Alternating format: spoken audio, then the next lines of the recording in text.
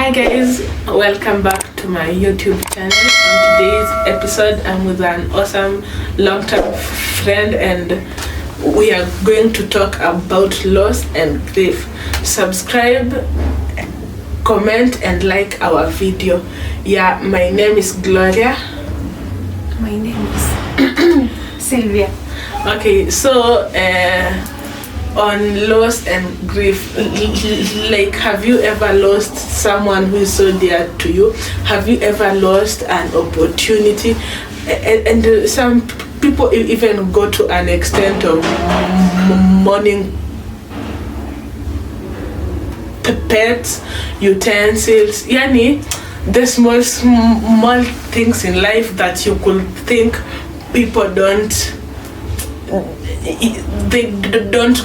grow like the bonds, the feelings towards, and they do. So to be specific, today we are going to talk about the loss of our loved ones, yani binadamu. Leo tuongelee pets and opportunities. Yeah. So to begin with, I've lost people in my life, yeah, but now the major ones, yani zenye zilini affect now, the big deal there too, and it's like ilikuwa in a span of 1 year, wameachania 1 year, and so that's my mom and my grandmother. So Sylvia, who did you lose mwenye ali affect your life? I lost my brother. Yeah. My very close brother. He was actually, I consider him as a best friend. And you know, losing someone, death does not prepare you to, when it is coming. Sure. It's something abrupt. You just But don't imagine. Okay, I feel like death sometimes prepares you, because for me, I think I knew my mother was going to die. Okay. Yeah, like if you know that point when someone has been sick for such a long time, and you're like, and in African point, a friend of mine was even telling me, aliambia Mungu, like, God, ni vitu mbili, heal her or take her, yeah, because we are tired. So mimi nilikuwa hiyo point, hata si kuambia God heal her or take her. For me it was like, unaenda kumchukua, ya the deal is that done. And I remember the last time I saw her, venye nilitoka home, I never talked to her like for 1 week, and then after that 1 week she called me and she was like, hey, huniongeleshi, but you see, to me she was dead. Yeah.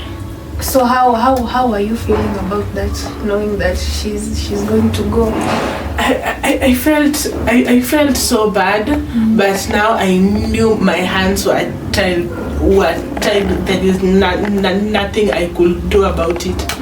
Yeah. For me, yeah, when I lost my brother, yeah, he was sick, but we never thought that in a span of 3 months the sickness could have in his life. Yeah. So we used to talk. I can't remember me saying that now it is time he's going to go. Okay, I get your part, because you know, for you, your brother was sick for 3 weeks. Yeah. My mother has been in and out of hospital like for the longest part of my life, because my mother began being sick when I was 9 and she died when I was 19. So by that time, yani, I've already accepted. Yani, I've seen, as much as unakwanga mgonjwa, this sickness is different from all the other. Yeah. Ni kama for eternity. Yeah. And did it affect your schooling? Guy, hey, don't even talk about it.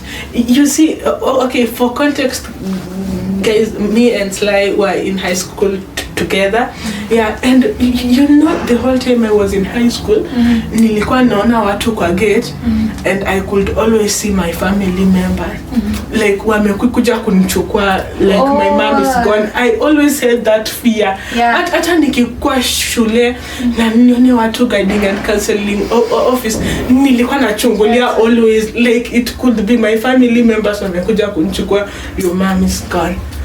That's how bad it was. And it didn't seem like it was affecting you. It didn't. Okay, but at that time haikukuwa like kama sasa campus that ilikuwa to on and off malaria. Now after Form 4, my mom nilienda home, I found a business.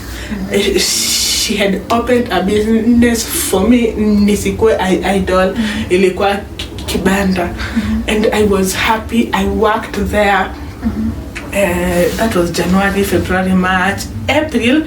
We closed the kibanda. Juu alikuwa ameanza farming home, pia tulikuwa tumeanza kujenga home. So she was like, wacha hizi do za kibanda nimalizie nyumba vitu 1 2 na ni invest kwa. We had planted maize, beans, like on a 2-acre land. So we were like, he do we can invest in that.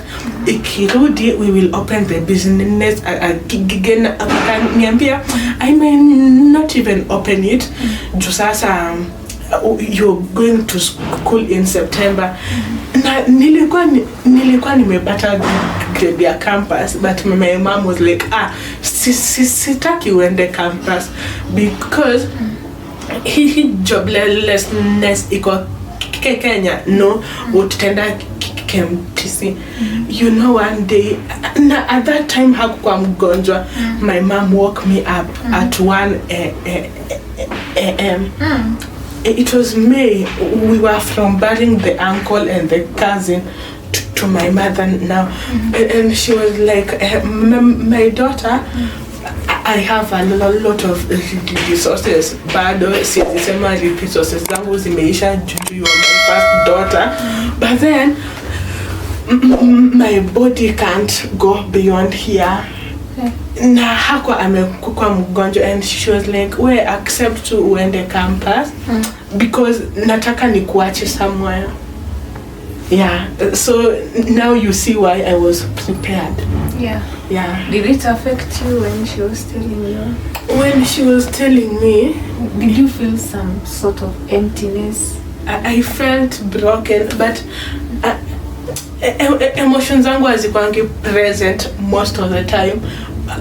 In that situation, if someone dear to me dies now, I won't mourn them now. I'll mourn them later. Yeah. So when aliniambia at that particular point, hata nikaa sikusikia. Kenye nilisikia accept to ende campus. Hizo vitu zingine I blocked them. So and then after like a week she tells me naumwa hapa sana and the food haiwezi pita, and she was even telling us, if you're cooking ugali, please cook the softest of ugali.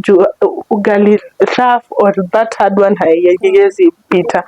Yeah, so we went to her, nilimpeleka hosi, and the doctor told me, now it looks like your mom has cancer because the is a growth 11 centimeter long, 4 centimeter wide. Yeah, and that was that. At that point I was broken. When you scared like your mom has cancer, and that was the last time I ever saw my mom akiwa sawa. Before ambiwe akona cancer, alikuwa vibaya, but hakuwa vibaya sana, but immediately it was said, it went. I understand.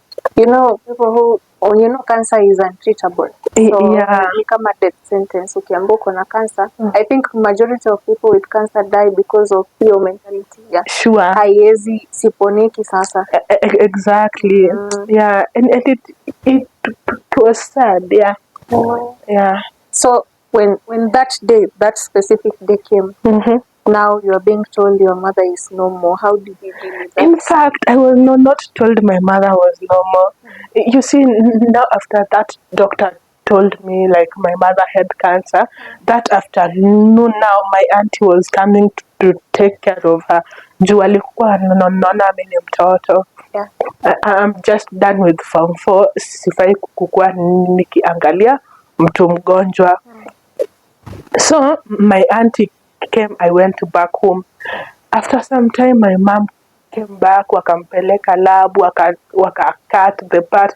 Kumbe like, and you know cancer cells, if you cut them, it's like you're activating them. So they multiply. Yeah, so that's what happened. I came to school. Alikuwa amekekewa feeding pipes, ungesikia feeding pipes zilisink. I joined campus. In fact, yeye ndiye alinifanyia shopping ya kukuja campus, but you are a single parent, utachia nani the responsibility. But sasa mimi niliwafanyia. I'm a firstborn and my mother was a single mother. So alinifanyia shopping ya campus na mimi niliwafanyia shopping yenye itawasustain hadi siku nitarudi home tena. Yeah, but sasa obviously ni zake. Mi kazi yangu tu ni kufanya shopping juu hangeweza and my younger sisters hawangeweza. So when I went back in December holidays, alikuwa ana faint like randomly too. You wake up, she anakaa na nyinyi, she collapses. So this one day she collapsed. Alafu tulikuwa tunampeleka hohosi during the day na tunamchukua.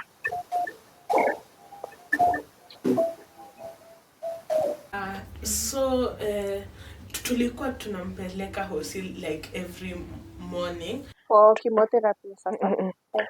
I don't think, okay, I was not actively involved kwa medication yake because my aunts felt I was young na tungepata trauma. So we didn't even know. I remember my cousins were even told wasituambie mama yetu cancer stage yake ni gani. But I asked my cousin and she was like, ako cancer stage 4 but wamenituambia tusiwaambie. Yeah, so I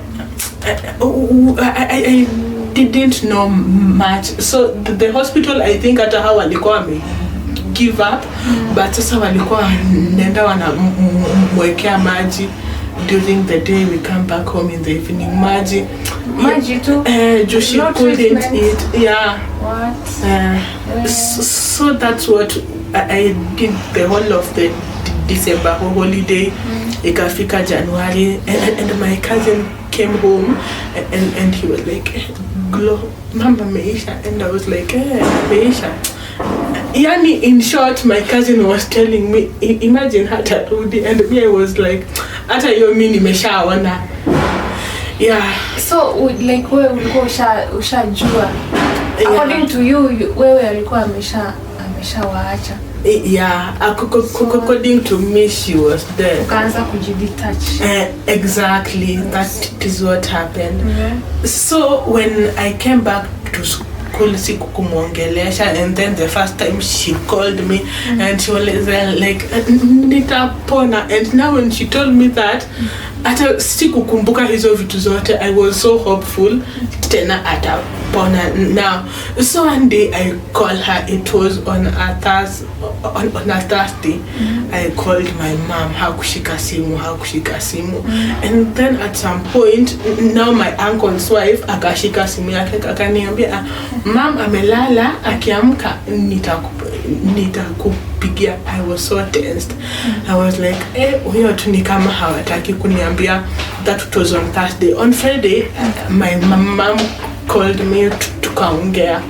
but alini call kwa simu ya auntie yangu. I was so happy. And then that Friday we went for a kesha. I came back like kwa hostel na roommates wangu hiyo weekend walikuwa wametoka wote. So I wake up that morning, hata tulitoka kesha around 5, nikalala, nikamka around 7. Kuamka 7, I was just feeling everything is not right. I called my friend, nikamwambia, Emma, come sit with me, kuna venye tu siski, everything is alright. So she came to kaka, and my cousin called me. That weekend I had planned to go see my mom at home, and my cousin told me, hata usiende kumwona hii weekend, ningoje next weekend tuende na wewe. So my cousin calls me, uko shule ya bas napitia kukuona. I was like, ni sawa. My mom best friend calls me, kuna vitu mamako alikuwa ameniachia kikenda hosi na aliniambia ukirudi nikupe. I was like, everything is not adding up. Now my landlord our landlady calls me, Glo, sasa poa, uko shule? Ni sawa. So after like 5 minutes akanipigia tena. I was like, I could like, Glo, unfortunately mama ametuacha. What? Even too direct? Yeah. What? Yeah. So how did you feel? Juu ulikuwa umeplan uende kumuona and then I felt bad. I felt like ningeenda kumuona earlier. Yeah. Do you ever regret? I don't Talking regret. to her before. But talking to her, I regret. Na feel hiyo time alini call ninge call back tuendelee kuongea. Juu we talk like 4 seconds. Aliniambia tu sasa mimi niko unaendeleaje shule hivyo, and we finish. Na hakutaka kukuonyesha amechoka or something? Yeah, like even in my mom's sickness her voice was so clear. You couldn't tell she was sick. Na alikuwa anajikaza. So how was the work with your brother? My brother, it was so surprising. Yeah. Unlike you, ulikuwa unajua that at the end of the day at some point tu angetuacha. For my brother we knew angepona tu because alikuwa diagnosed with pneumonia. So kitu tu unajua treatment will be done and arudi. Atakuwa sawa. Yeah. So akaenda treatment za pneumonia for like 3 months. And then he started losing weight. But you know now it was not showing. Juu anakaa amenona. Actually alikuwa anafura. But we didn't realize that anafura or something. What? Yeah. Until sasa hiyo kufura ikakuwa intense. Shingo inafura, uso inafura. And then akienda kupima weight iko less than the initial. So ndio pia yeye akakuwa diagnosed na cancer. Yeah, I think what killed him, unaweza sema, with that mentality that I have cancer now. Sure. There is no coming back. Yeah. Juu angekuwa positive about it, and you know such people don't show it that and give especially me a man, you know, women wanna expressing how they feel. Yeah, a man will hide. He hide a lot of feelings. Hazitaka mjue weak points zake. Yeah. So tulikuwa tunaongea until the last day. Hata ni mimi nilimpeleka hosi, was on the medication. So alikuwa anaenda every day for sessions, chemotherapy. But so, I remember your brother because ulikuwa unampost like your point alikuwa sick. Yes. So it was like I even think I walked the journey yeye kukua mgonjwa. Yeah. Hata hatungu expect ati one day angekuwa tu mgonjwa na ni hivyo. It was one night I remember. Alisumbuka tu for like 2 hours. Yeah. So in that process ya hata tuseme maybe alikuwa anajua because after his death, now I started to remember what he was telling me. Alikuwa ananiambia kama nimewahi kukosea nisamehe. And I wondered, why were you telling me that? Like, according to him, yeye alijua it's done. Hivyo. But you know, like, to me, like, even death yenyewe si kitu ya kubreak heart yako. Unajua kitu ili break my heart. Huyo mtu the sick person knows they will die. Yes. And you know they will die, but you people can't tell each other, like, imagine. I think that was so heartbreaking to me. And the feeling so that breaking. hutaimwona anywhere, hamtaiongea anywhere. Yeah. And the uncertainty ya sasa kule ameenda, hako peke yake, ameenda. And I also remember your brother passed on during COVID. Yes. How was that? It was so tough. I tell you, it was so tough. Because this is the beginning of COVID. Yeah. And sasa unajua wame restrict transport, shule actually tulitolewa shule. Yeah. Ati twende nyumbani. So that specific day yenye nimetoka shule ndio sasa nilikuwa nampeleka hosi. Yeah. And he's telling me, today you will take me to hospital. Namwambia, umechoka sana, naweza kuitia mtu wa pikipiki akubebe akupeleke. Kosa baadaye I came to know that those were goodbye signs. Juu alikuwa anataka to spend more time na yeye. Sure. Akasema hapana, hata nataka tu ni wewe unipeleke. So tukaenda hosi, and that day he insisted kutembea. Hakukwanga anatembea kienda hosi. Kaenda hosi, and that day he insisted kutembea. Hakukwanga anatembea kienda hosi. Tukatembea, anachoka mahali, anasema tupumzike hapa. Then he started talking to me about life. Venye nisikuwe worried about life, everything will work out. Nikasema okay, ni sawa tu. Coincidentally, hiyo date kienda hosi, all his friends walikutana na yeye. Like tunasonga step, anakutana na ule best yake. Like haikuwa planned. What? So hapo ndo baadaye ngakuja kujua yenyewe it was time. Wanaongea tukisonga tena another friend hadi another friend akatubebanga, akatupeleka na akaturudisha.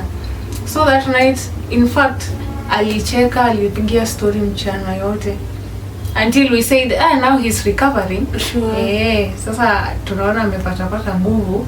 Alimaliza food yote yako, anamaliza food. Tukasema at least we have hopes. But any evil, he didn't wake up the following morning. The evening he died. Yes, that night. That was, and then you buried him in Ushago. So what happened, unajua sasa ndio COVID ilikuwa inaanza. Yeah. We were not certain whether tukiacha maiti Nairobi what will happen. Sure. So we made arrangements to transport the body to Kisumu. At least ikae huko juu sisi wote tulikuwa tunaenda home. Mkipanga the arrangement. Yes. So tukakaa Kisumu na body, tulikuja na body tukiwa sisi. You know, my parents don't live with us here in Nairobi. So me and my siblings only with our brother. Tukaenda na hadi Kisumu. Then until hata kwa inaitwa aje, kwa hiyo hosi alipelekwa morgue. They were not allowing more than one person.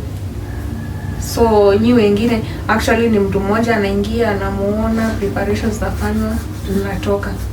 It was, I think COVID ilifanya ikakuwa so lonely. Like COVID, even the matanga was death, it is already lonely when your person dies, and now COVID inaongeza the loneliness. Yes, because wali restrict people. Funeral will happen from 9 to 11. What? And you know, okay, for you, our people from Uku, from Kiambu, you are so comfortable with such funerals. Yes. You know, sisi watu wa Western na Nyanza, funerals ni ceremony, ni celebration of life. It's where we vent our pain, and now hata that special day ya mwisho for your loved one, it is already restricted. Yeah. So how was mourning your brother? Your brother had a family? No, and that is the most unfortunate part. Because now we don't have... It might seem unfortunate to you, but it is somehow better. You know what? Sometimes I wish yani singekuwa na sister. Why? Because like ungekuwa unamwona your brother and you have to be strong for someone else. You don't have to show it. Yeah, but now when hana that other people when you wako more vulnerable, me na feel kuna disadvantage hana continuity ya lineage. Yes. But pia hauko there like saying aki mtoto wa brother wangu atakuaje. Like a baby is not missing out on fatherly love. Yes. Yeah. But also alikuwa na date. So we were actually feeling bad for the girlfriend. Oh, sure. Yeah, because hata walikuwa wameongea wow. And the girlfriend was saying my brother told his girlfriend, I have a surprise for you that weekend. When you come the next weekend, I have a surprise for you. What? Yeah, so the girlfriend was expectant. Alikuwa najua nitakuja next weekend nikupate unisurprise and so it was difficult telling her that now you know she's in a different... This is the surprise. Yeah, place different. Yeah. My mother really cried for her. Juu alikuwa anashindwa atamfanyia nini. Nitampeleka wapi. Okay. And that reminds me hapo kwa like the Bible where Hannah Naomi anambianga the daughter-in-laws. Seriously was a kitchen mwingine, I am already old. And then mtafute mwingine. Yeah. It is somehow hard. And you know, okay, when I lost my mother, you were really there for me. But when you lost your brother, hey, imagine, I felt so bad. I could not be there for you. You know what? At that particular point, I was going through like ndio sasa grief inaingia vizuri. Yani, and then COVID ilituweka point yenye depression ilikuwa so easy. I was at such a fixed point yenye nilikuwa to like sly, sorry, blah blah blah. You will be fine. I remember hata naweza kumbuka nilikwambia it shall be well. Yeah. Obviously at that particular point haikwangi well. Hata mtu asijaribu kukwambia I know how you are feeling. I have no idea. Hauna idea because actually unaweza feel like, and then kuna hawa wenye wana morning more than the like inakuwa yani unashangaa huyo si brother yako. Yani most probably ni classmate wako wa primary. Mulishachana and you're here now. Unangoja nikucomfort. Yani mimi nikucomfort and this is my brother. Yes. Mimi watanikasirishanga. Or if you see someone like that haja heal from something, someone who is mourning like that, maybe kuna watu wana bottle up their feelings. Oh, sure. Yeah. So and you know, we also do that. Have you ever gone to a funeral and you're like, wow, finally I found nimepata mahali ni Italia. Nimepata shida. But unaweza church unajua tumianga hizo chances. Guy. We had to break you up. Unaenda kanisani and people brothers in Christ. Anasema the God you spirit is one. Sikiliza huyu. Kumbe mimi nimeachwa. Umepata like this is the best opportunity to cry. Well. Yeah. And I learned when you experience loss of a loved one, it is good to vent those feelings out. Yeah. You see, bottle up anything. Yeah. Sababu inakujanga inakuaffect baadaye. Yeah. And especially unajua kuna people who are wanaku provide an emotionally safe place. Ama they are just there physically for you. Now sasa let me tell you why mourning my mom was that bad. I had lost a friend. I had lost kwanza hapo kwa breadwinner. Wacha afadhali uachwe na mtu. As much as you're mourning them, your life kuna venye inaendelea. Now my mom went and yani physically sikukuwa na a physical place ya kuenda tuanzie hapo. My mom was like our only home. Yeah. Sasa kama hayuko home, sasa mimi naenda home kufanya nini? Kwa nani? Emotionally sina mtu wa kukwambia anything. Okay, I love my family members, but my family members, guy, you cannot keep a secret. This is why I loved my mother. You know, my mother ungemwambia kitu hungewaisikia anywhere. Angekufichia siri. And you know, even when I got pregnant, do you know I didn't have anyone to share with? Were you scared, Because I didn't want people to. Ningeambia watu wenye wali ningeambia kila mtu angejua like ingekuwa news to the whole world. And now I was just there wishing aki mama angekuwa hapa angeniwekea hii siri vizuri. And you know, I even thought of telling one of my aunties, and I remembered some time back aliniambia, you know, if you tell me something, me won't hide it, I'll just say it. If it can help you, I will say it. And I was like, I'm definitely not telling her. So yani, and mourning for me has been in phases, because the first time I tell you, I buried my mom on Saturday. If you are Luya or Luo, you understand. I buried my mom on Saturday, and on Wednesday I was out of that home. Why? I was like, I'm just tired. Sitaki kuendelea kukaa hapa, acha niende.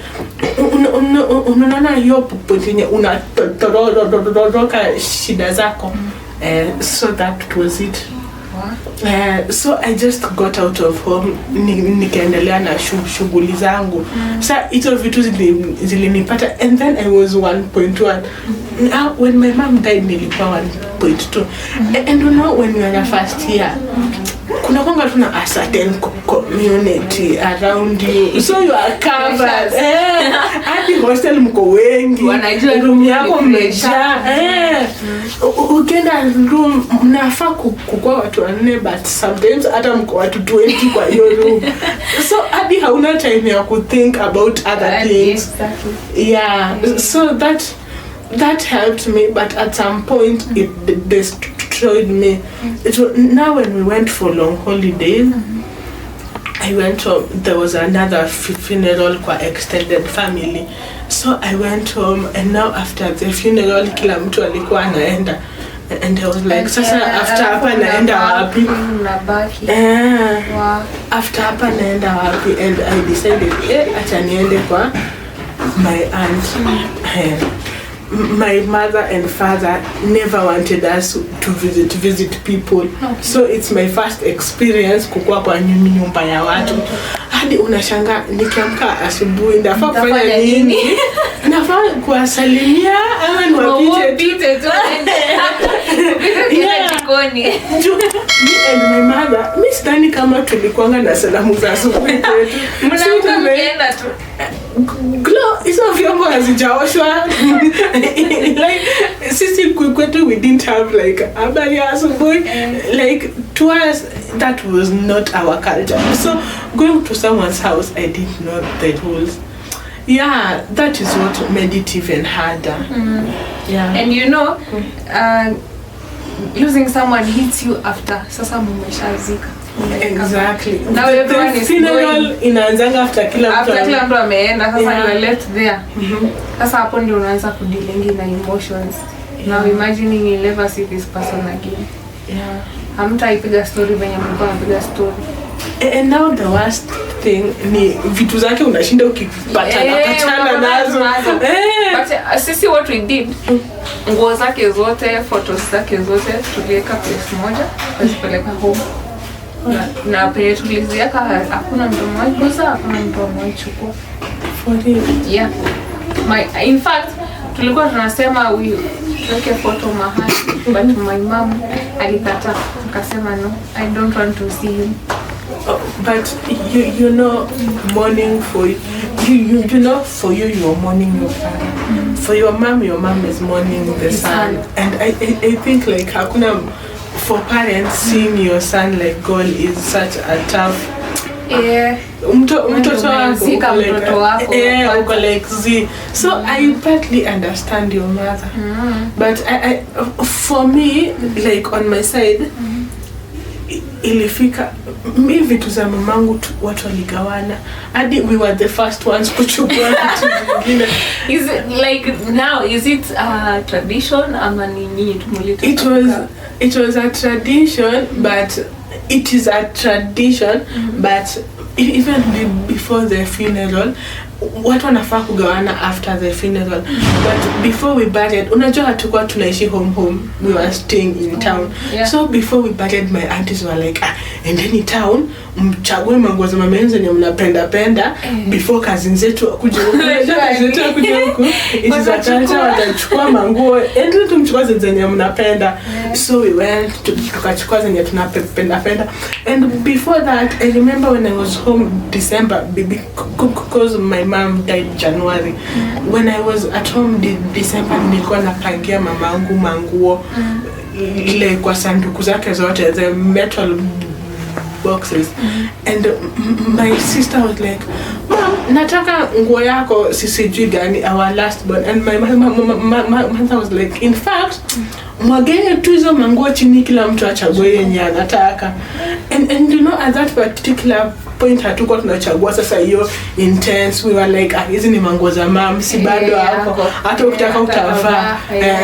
But sasa after now she died, we went intense, tulichagua manguo. How was your feeling ilikuwa just seeing other people taking your mom's belongings? It was bad, but at first I remember my auntie was telling me, because vitu zenye they were, but vitu zenye walichukua sana zilikuwa photos, and my auntie was like, don't be worried about the photos. Nime take some of the photos, at least tuko na backup. But bado tu it was breaking juu ina feel ni kama wana more than you. It felt evil. For me, we never shared my brother's items hata kidogo. We still have them, tumezieka mahali, ziko tu mahali. But I don't think mtu ana recovering from losing someone. You just become someone else. Kuishi nayo. Yeah. Because up to now sipendi kwenda matanga because nalianga tu hivyo when I see them, especially your party ya kuloa someone. Siwezi angika na feeling tu sijui aje. But for me, I mourned. Kuna vitu za mama zilikuwa zimebaki home like 1, 2, 3. Ilifika nilienda home nikazichagua like nikachoma zenye ningechoma. Imagine nilifika hata kama zilikuwa mzuri ulichoma. Kuna vitu tu nilichoma juu sikuwa nataka hizo memories anymore. So and unlike your home, you still have people. Now our home hatuna mtu. Ukienda kuvisit ni wewe utajifungulia mlango, you clean the house and sit there. So there is no one at wako clean. There is no one. Okay, wa kuangalia akoju my step brother.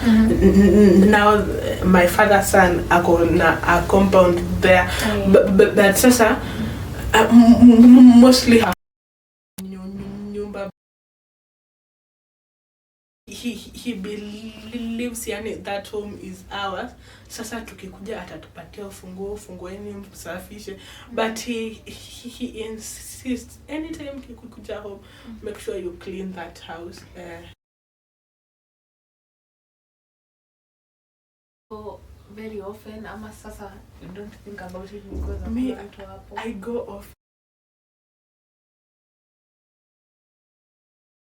my mother's death. And you know, even one day my mother sat me and she was like, when I die, do this, do this, do this. And she told me, mkujenge home, msiniache tu. So that's why I go home. And anytime I go home, I'm always happy at home. Hata kama tu ni that 1 hour I will spend at home. Definitely silalangi huko sana unless we have our aunties. Yeah, but I don't live in that house. Hata mi siwezi kaa huko. But that 1 hour I am there, that 2 hours I'm in that compound, I feel so happy. And I feel like I'm talking to her. Yeah. Do you visit the gravesite? I sit there, I talk. Yeah. That is what, like, actually when I talk there, it makes me feel like I've talked to her. Yeah. Ushai tembea somewhere, then you see someone, alafu unaanza kusema huyu anafanana na mamangu. Don't even talk about it. There was a time a woman came kwa my aunt's place and I was like, that woman looked like my mother. You know, Hadi, at a certain point I felt like telling her, sinikujanga tu nikutembele. Yeah. And then my mom's friends. And some friends, when you had like they had the same sickness na my mother, I tell you, I meet them and I'm like, God, mbona hawa bado wako yani it had to be my mother. Yes. And then you meet maybe old women and you're like, God, it had to be my mother. And wanaishi 120 years and you're like, hey God, it had to be my mother. Even though uliamua, yani in this whole world you chose us. Yes. Kupitia ishida, you chose us. Yeah. Losing someone can also shake in your Christianity kama wewe ni mtu wa kuomba. Yeah. I remember my mom that time used to pray every night, saying, God, please heal my son. Sure. Then after losing my brother, so akawa haombi, ataki hata kusikia Biblia, ataki mambo za kanisa, ataki. He was so angry with God. So Mungu nitamwambia nini? Kama nilimwambia kufanya, sasa nitamwambia nini sasa? Na akakaa hivyo for like 2-3 years. Wow. And I think grieving ina depend na different people. Kuna watu wana grieve silently, kuna watu itakuja kama hasira, they will be, yani wako na hasira tu. Sure. Saa zote wako na hasira. Hiyo pia ni grieving. Na for my mom, mamangu alikuwa mkali. Hata usiseme. But afterwards ndo tulikuja kujua nyewe alikuwa na grieve. But nikwambie, like, now what's bad with that? Your mother was grieving the son, you were grieving your brother, like everyone in that home was grieving. Yes. So mmepatana watu wana grieve. Yeah, that was bad. Sana. You are home, basi hiyo time haikuwa inakalika. Kila mtu alafu kuna COVID. Kuna COVID. Si wale tumefungiwa mahali. So you're always there now. Tuko hapo ukipita hii kona, you know one point ilifika hatutaki kushana na mamangu face to face. Tukimwona huko tunakimbia huko. Sababu alikuwa na hasira nyingine, hata huelewi amekasirika. Sometimes ukimletea food analia. You are wondering sasa nimfanyie nini. Sasa zingine anaenda hapo kwa graveside anaosha analia. Sasa unashindwa utaenda umconsole ama unamwacha tu, but she overcame. Kama ali overcome hiyo. That's the most beautiful part. Yeah. You know, my grandmother went through the same thing and for her it killed her. Because like 1 year later my grandmother died. What? Yeah. So ni kulose mamako ilimuaffect. Kulose mamangu ili fasten. I can imagine losing family members in a span of 1 year. Okay, in 2018, August, my grandfather died. In 2019, January, my mother died. In 2020, December, my grandmother died. Like, ilikuwa hivyo death. Hadi, That was such a heavy like part of our lives. Yeah. So after your mother's death, how did you deal with these other people's? Your grandmother, how did you deal with it? After my mother's death, I loved my grandmother even more. And you know, before my mother died, I used to love my grandmother. Tulikuwa tunaenda market pamoja. And unaona washosho hapa ndangi gari. Na nilikuwa natembea na shosho yangu. Yani sahi I cannot believe nilikuwa natembea kilomita zote na shosho. Mnapoka story. Yani I loved my grandmother, and my grandmother was a farmer. So before my mom died, tulikuwa tunaamshwa 6 unaenda shamba. Sometimes unatoka shamba saa 9 za mchana. After my mother's death, shosho wangu alikuwa ananiamsha saa 2 twende shamba. Yo saa 2 akiniamsha twende shamba, ako like pika chai kwanza. Tupike chai, anitume mandazi ya kukunyia hiyo chai, nilete mandazi. Tutatoka home saa 3. Tutende saa 3 shambani. Ikifika saa 4, mjukuu wangu amechoka, tunarudi nyumbani. Hakukuwa na hiyo cycle. Hakukuwa na cycle ya life anymore. Yeah. So I think watu wanafaa kujua how to deal with the loss of their loved ones, because inalemea wengi. Yani sai Kenya tu mimi naambia mtu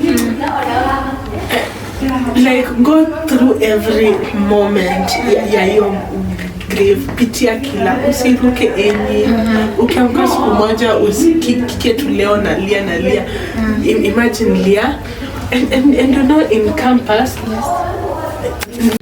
went to live alone, and let me tell you, hiyo time nilikuwa na breakdown. Ningekuja shuleni nacheka na watu. In fact, classmates wangu wa campus walikuwa wanadhani I am funny. Like I'm the most but funny. You're funny. Okay, that's at that particular point ilienda sana. Nilikuwa na make jokes tu, tunacheka. Sikuwa nasomea cards. Kazi yangu ilikuwa kufanya watu wacheke. Kumbe hata sikuwa nawafanya, nilikuwa najichekesha. Nilijua nikitoka hapo nirudi home. Nikulia the whole night. Nilikuwa nalia hadi nalia kwa pillow, mtu asisikie nalia. Like it was that bad. Kwa nini ilikuwa ina trigger ulie hivyo? You know, that particular point, as I told you, finances zako zimeenda, emotional nini yako imeenda. You are in school, unafaa ukule, unafaa uvae, ulipe rent, fees, and there is no one wa kuambia. Unajua, when you have a parent, it's so easy. Mom, wanataka rent. Mom, and I was like, sasa nitaambia nani? I used to cry. Yeah. And sasa nowadays unaambianga nani? Okay, right now I have people. Right now, I love. I told you earlier, nilikuwa na wish ningekuwa the only child. Juu, at that particular point, as much as niko hivi, lazima nifikirie na there was a time nilikuwa nafikiria to take my life away, but I was like, if I take my life away, sisters zangu watabaki na nani? Na sasa mimi nikiteki yangu hao watajifanyaje? But I was like, aki ningekuwa peke yangu. Yani ningepotea tu hata mimi. That's why I wished I was alone. But looking at my life now, I have my own family. So I have tunaweza ambia, and at the same time I have someone to live for. I have a daughter right now. So I'm like, hata sasa nikilia and I am someone's mother. And then Sasa yeye atafanya nini? Now I've named my daughter after my mother. So anytime I think of my mother, I'm like, but she's here. Yeah. Okay. Yeah. That's how like my right now I think I'm better. I'm far much better. Like kama naweza ipatia percentage naweza kuwa hapo kwa 80. Yeah. Hiyo ni nzuri. ya ku-overcome. Kama ume-overcome. Mm. But you know they say losing a parent is way more heavier than losing a sibling. Because sasa venye umesema ni alikuwa support system, alikuwa provider, alikuwa breadwinner, and then now they are no more. Yeah. So your aunts, do they call you? Do they check up on you? Your siblings? My siblings nao ni wadogo, hata sasa I can't rely on them. Sasa nikimpigia mtoto mdogo nianze kumlilia. Ati unajua na feel leo sijui aje. Yani hao ndo wanafaa niambie hizo, tena mimi nawaambia aje. So my aunties sasa okay, unajua we can't escape the truth. I'm not their daughter. Yeah.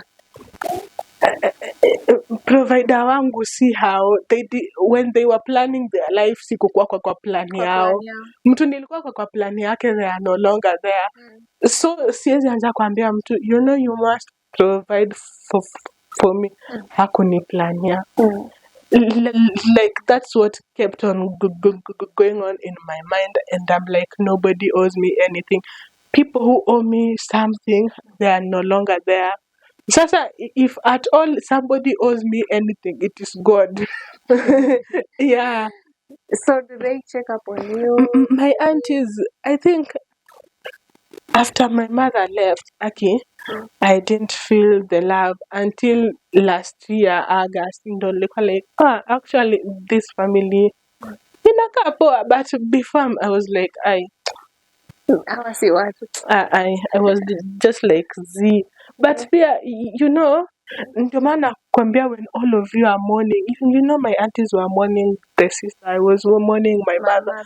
So how anajaribu kuniambia manze, ataka kama ni mamako ni sister yetu. Mimi niko like, ataka kama ni sister yenu ni mama yangu. So you don't get each other. Yeah. So mnashinda mkirub shoulders. But right now it's better, but hatuna hiyo bond ya mother kabisa. Yeah. If it was my mother, hata tungepigiananga daily, kuongea hakuna. But now with them, wako na shughuli zao, which I'm not part of. But they are family and I love them. Yeah. And your siblings, how are they dealing now that wanajua wako tu na wewe as the firstborn? Guy, my youngest sister haongeangi mostly, so you can never know where her heart is. Ako what age? She's turning 17. So mdogo hiyo. But haongeangi. Sasa and then hata mimi huwa na avoid yo topic. I'm like, sasa hata akishaniambia nasikia vibaya, mimi nitamsaidiaje? Si unam-encourage. But okay, I tell her like generally, it shall be fine. Yani hivyo tu juju, but we never like go get in it. Ulisikiaje hizo hatuongeleangi. Mimi namwambia tu soma, if you need anything tell me. Hivyo sometimes she visits me. Yeah, that's all we do. But see that we sit down and talk like, hey, mother died, tuanze kuoyana hapo. We don't do that. So mnaendaka ushago maybe December ni wote? My sister, I think, ana avoidingi hiyo nini. My sister is not emotional. I am very emotional. My sister is not emotional. So hata huwezi mwona hapo akilialia ama ati ako attached, ati amekaa tu hapo graveside. But me, you will find me there doing nothing. I'm just seated there. Unalia. Nowadays, I don't cry that much. I just sit there. When you talk about your mom, do you cry? Are you still emotional? Do you feel bad? When I talk about my mom, I feel so, I feel like angekuwa sahi. That's all I feel. If I start thinking about her, I cry. Yeah. I sai and yani nasema Mungu ungemweka tu, ungempea tu yani hata sai angekuwa na mjukuu. Yeah, that's what I feel. But huyo sister wangu alifuata, you know, pia grief can make you ufanye vitu zingine. You know, my sister is younger than me and my sister has 3 children.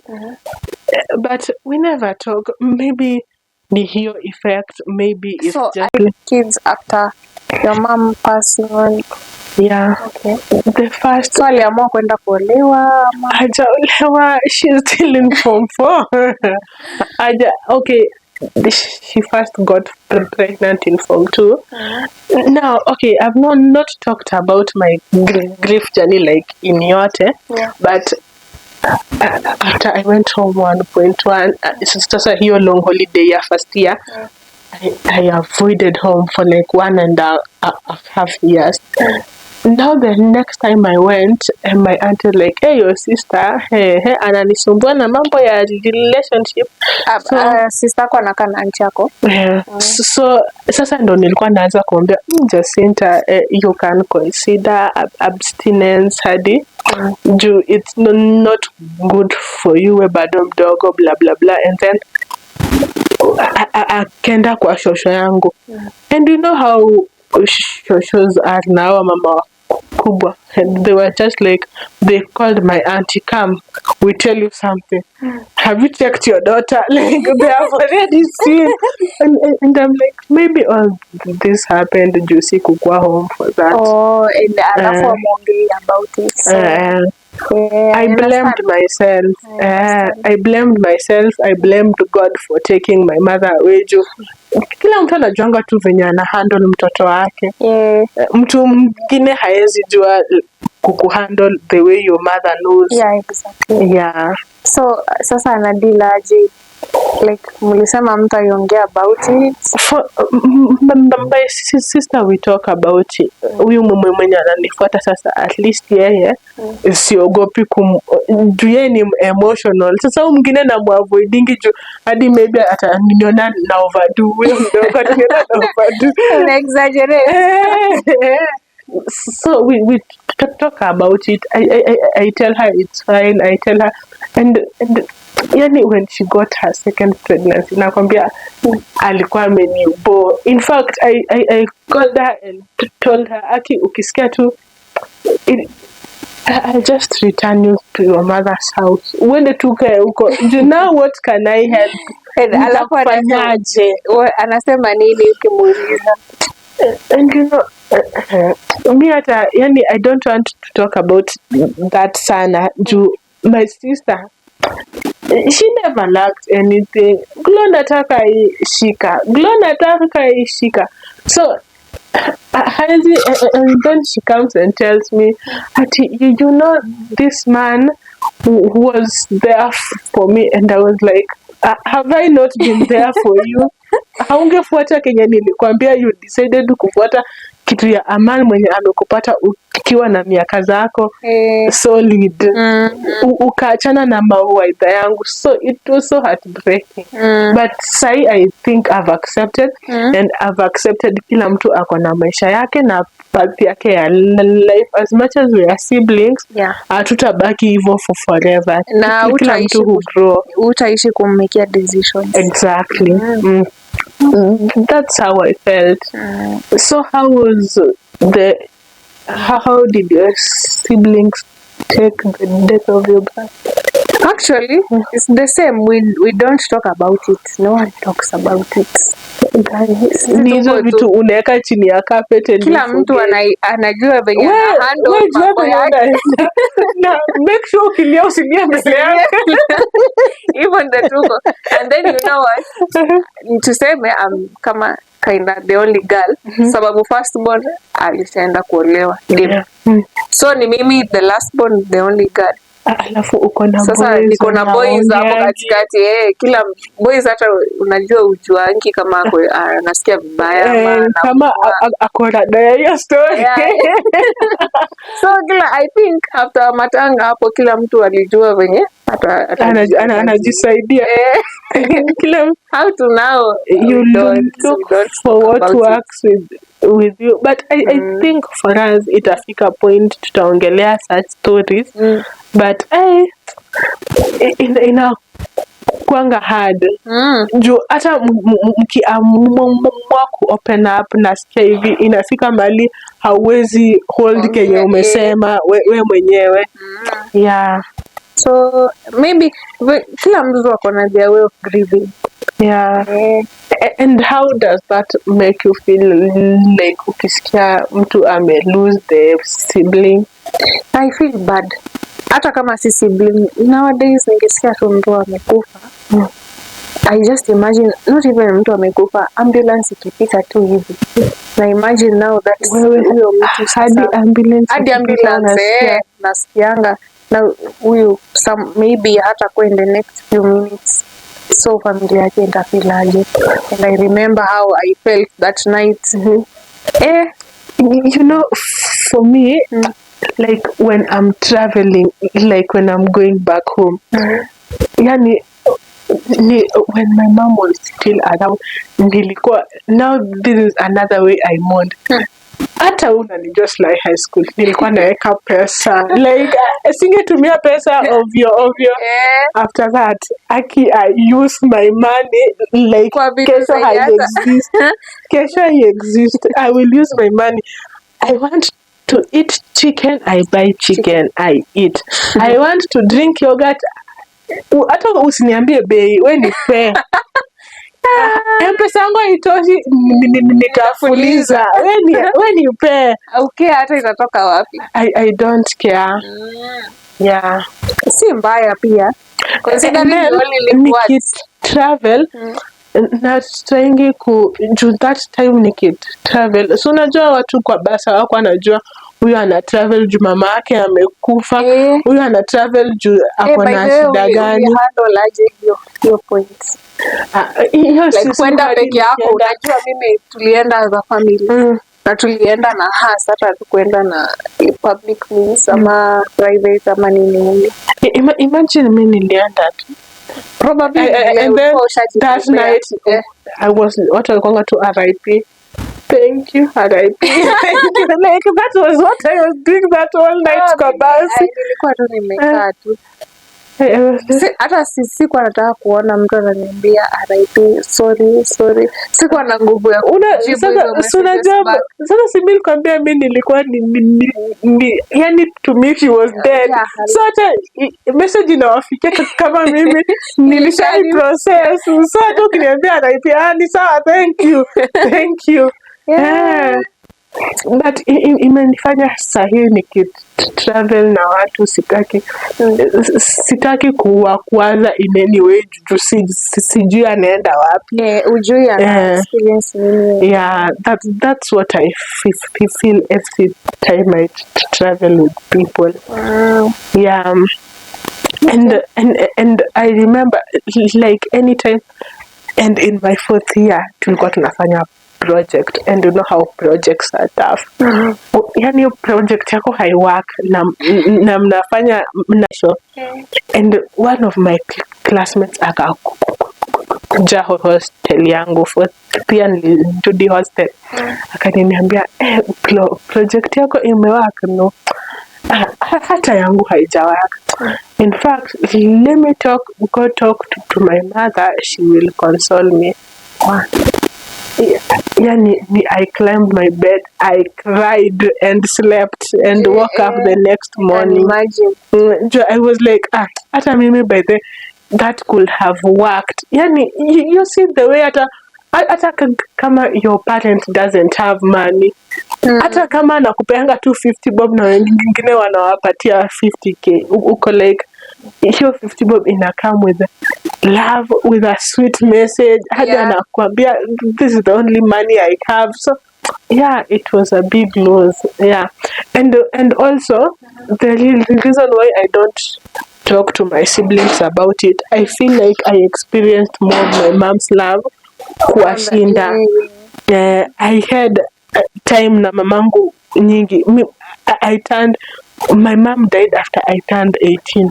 Hao mmoja wao aliachwa form 1, huyo mwingine akaachwa class sijui 5 ama 6. Sasa unaona na feelingi niko mbele, so hadi na feel guilty. Yeah. Nafaa kutake care of her venye mamangu angetake care. And the truth is I'm not her mom. Yeah. Unafeel aje kama you're the firstborn? Unafeel kama uko overwhelmed na responsibility? Sure. Unafeel I'm supposed to stand in the gap, and the truth is hiyo gap misi wezani nayo. You know, right now I have a daughter, and I've come to understand why mtu anakwanga pregnant for 9 months. Yani hiyo 9 months imekutosha uinternalize niko na mtoto. Nafaa kutafutia mtoto maziwa, nafaa kumtafutia manguo, school fees yake iko kwa bili yangu. And hawa ni watoto niko nao wenye sikukuwa na mimba yao. I'm like, sasa nilifaa kufikiria hizi vitu saa ngapi? Yani mmetokea tu nyinyi watoto wangu. How will I help you? Yeah. You help where you can. Yeah, sure. And have we left anything out? I don't think. Okay, sawa. That was it for today, guys. You can tell us how you've dealt with the loss of your loved one. Yeah, and like our video. And for makeup, contact me here, and nails and everything. Hair, anything beauty. See, to touch and contact yako hapa. Yeah, no problem. And page. Okay, sawa. See you on our next episode. Bye. Bye.